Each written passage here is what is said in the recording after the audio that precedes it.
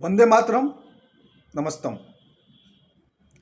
2023 के आम बजट पर वित्त मंत्री श्रीमती निर्मला जी सीतारमण से जनता के 23 सवाल।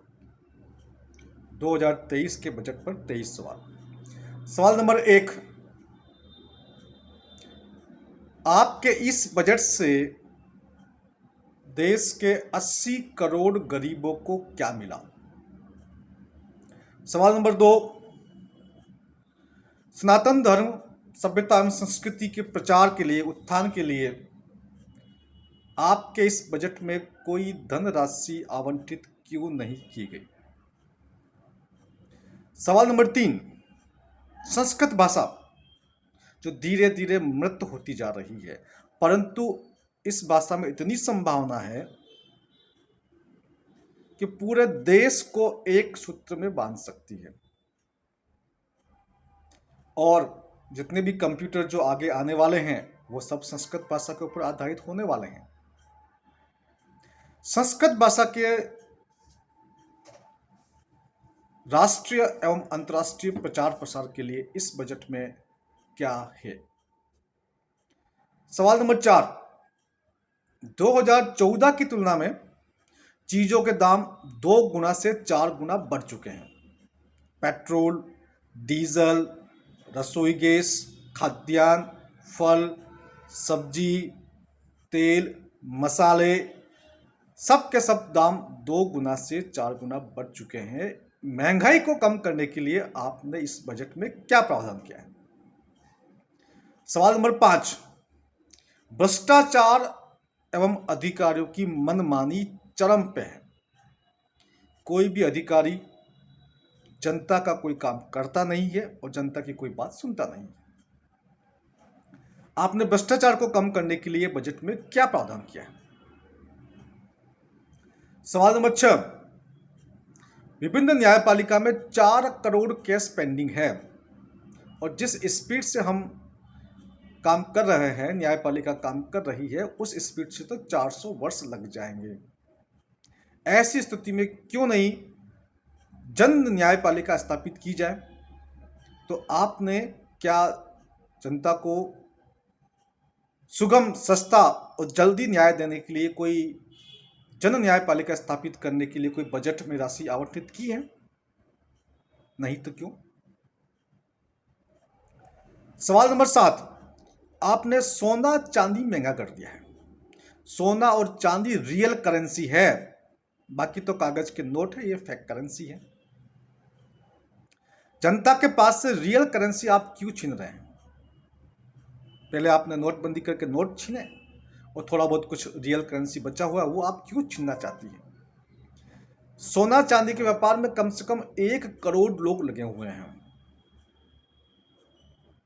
आप उन्हें क्यों बर्बाद करना चाहती हैं? सोना चांदी का उद्योग देश की जीडीपी में 7% कंट्रीब्यूट करता है। आप इस उद्योग को क्यों मौत के मुंह में डालना चाहती हैं?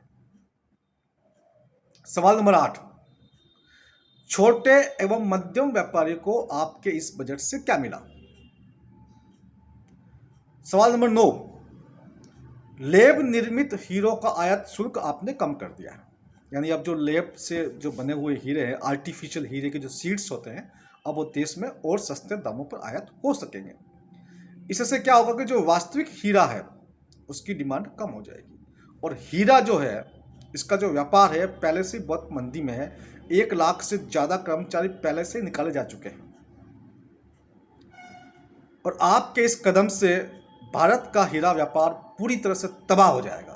आप आखिर भारत के हीरा व्यापार को क्यों तबाह करना चाहती हैं? सवाल नंबर 10, आपने टीवी एवं मोबाइल को सस्ता किया है। इससे क्या होगा कि इसके आयात को सस्ता किया है। इससे क्या होगा कि जो विदेशों से जो आयात हो रहा है वो बढ़ेगा और भारत का जो अपना उद्योग है वो खत्म होगा। आप स्वदेशी उद्योग को क्यों खत्म करना चाहती हैं? सवाल नंबर 11, आपने रबर के आयात में भी कमी की है। इसका क्या मतलब? वापस हमारे देश की कितनी भारी मात्रा में मुद्रा विदेशी आयातों में खर्च होती है। विदेशी आयातों को कम करने की आवश्यकता थी, आप आयात बढ़ाती जा रही है, ऐसा क्यों? सवाल नंबर 12, आपने विदेशी खिलौने के आयात पर 13% शुल्क कम किया है। अच्छा बताइए, आपके इस कदम से गरीब को और मध्यम वर्ग को क्या मिलेगा? सवाल नंबर 13, आपके इस बजट में किसानों के लिए, मजदूरों के लिए कुछ है? क्या एमएसपी का प्रावधान किया गया है? सवाल नंबर 14, आपने इलेक्ट्रिक कारों को सस्ता किया है और इलेक्ट्रिक बैटरी जो लिथियम आयन जो बैटरी आती है वो बाहर से आती है, उसको सस्ता किया। इंपोर्ट ड्यूटी हटाई आपने, कम की उसके अंदर। क्या आपको पता है कि इलेक्ट्रिक गाड़ियां ज्यादा प्रदूषण करती हैं? क्या आपको पता है कि इलेक्ट्रिक कार का जितना भी पेटेंट है, सॉफ्टवेयर है, चिप्स है, हार्डवेयर है, सब बाहर से आता है। वापस एक प्रकार से आपने भारत की आयात को बढ़ाने का काम किया है। साथ में आप इलेक्ट्रिक गाड़ियों की तरफ फोर्स करें जनता को। जो जनता की जो गाड़ी पेट्रोल की है, डीजल की है, सही चल रही है, उसको आप स्क्रैप कर रहे हैं जबरदस्ती उठा उठा करके। तो ये आप विदेशी षड्यंत्र में देश की जनता को क्यों फंसाना चाहती है? सवाल नंबर 15, आप लोगों को CBDC, central bank digital currency की तरफ जबरदस्ती फोर्स क्यों कर रहे हैं? ये डिजिटल करेंसी कोई एक प्रकार की करेंसी नहीं है, सब कुछ एक गेम है, एक अंतर्राष्ट्रीय षड्यंत्र है, लोगों को कंट्रोल करने का एक तरीका है। कभी भी किसी का अकाउंट हैक किया जा सकता है, कभी भी किसी के अकाउंट को ब्लॉक किया जा सकता है।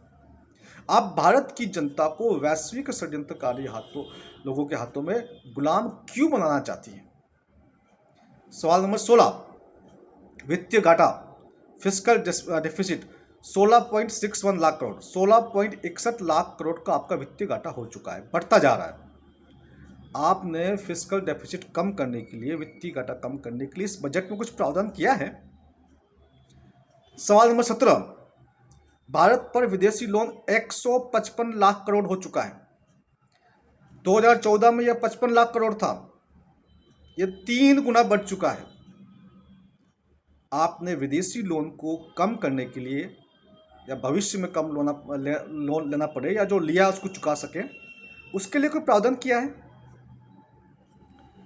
सवाल नंबर 18, डॉलर 2014 में 62 रुपये से कम था, 60-62 के आसपास, और अभी जो डॉलर चल रहा है आपका वो 82 से ऊपर चला गया। तो ये जो डॉलर के सामने जो रुपया बराबर गिरता जा रहा है पिछले 8 वर्षों में, 9 वर्षों में, रुपये की वैल्यू को बढ़ाने के लिए आपने बजट में क्या प्रावधान किया है? क्या रुपया ऐसे ही गिरता रहेगा? क्योंकि रुपया तब गिरता है जब देश का प्रधानमंत्री और देश का वित्त मंत्री गिरा हुआ हो। ये मैं नहीं कह रहा हूं, ये आपके प्रधानमंत्री जी ही कहते हैं। सवाल नंबर 19, देश में लगभग 30 करोड़ लोग बेरोजगार हैं। 10 करोड़ पूर्ण रूप से बेरोजगार है और 20 करोड़ आंशिक बेरोजगार है। आपने इन बेरोजगारों के लिए कोई बेरोजगारी भत्ता दिया है, या फिर इन बेरोजगारों को रोजगार देने के लिए कुछ प्रावधान किया है? देश में इतनी बड़ी आबादी बेरोजगार है और आपने उनके लिए कुछ नहीं किया। सवाल नंबर 20, शिक्षा का बजट 2.6% से कम करके 2.5% कर दिया आपने। क्या आप चाहती कि भारत की जनता अशिक्षित रहे? जहां शिक्षा के बजट को बढ़ाने की आवश्यकता थी, वहां आपने कम कर दिया। सवाल नंबर 21, आपने स्वास्थ्य का बजट भी कम किया है, 2.2 से कम करके 1.98 कर दिया है, और वो भी सारा का सारा बजट आपने एलोपैथी को दे दिया है। तो पहली बात तो स्वास्थ्य का बजट कम कर दिया, और दूसरा आपने सारा का सारा बजट एलोपैथी को देकर के आयुर्वेद के साथ में देसी जो चिकित्सा पद्धति उसके साथ में एक बहुत बड़ा अन्याय किया है। यह अन्याय आपने क्यों किया? सवाल नंबर 22, ग्रामीण अर्थव्यवस्था के लिए, ग्रामीण सेक्टर के लिए, गांव में रहने वाले लोगों के लिए यह बजट किस प्रकार से उपयोगी है? सवाल नंबर 23, आपने सेविंग्स को प्राथमिकता नहीं दी है। होना यह चाहिए था कि सेविंग्स को इंसेंटिवाइज करना चाहिए था, क्योंकि सेविंग्स जो होती है वो बुरे समय में काम आती है, और बुरा समय हर व्यक्ति का, हर परिवार का कभी न कभी आता है। ऐसी स्थिति में आपने उनको बाजार का खिलौना बना दिया है। ऐसा क्यों? आदरणीय वित्त मंत्री जी, मैं आपसे उम्मीद करता हूं कि आप इन 23 प्रश्नों का उत्तर 2023 के बजट के ऊपर जो प्रश्न है इनका उत्तर देश की जनता को जरूर देगी। मित्रों, आपके नाम एक छोटा सा संदेश है कि मैं आपसे निवेदन करना चाहता हूं कि मेरे इन प्रश्नों को आदरणीय वित्त मंत्री जी के पास पहुंचाने में मेरी मदद करें। धन्यवाद। नमस्ते। जय हिंद।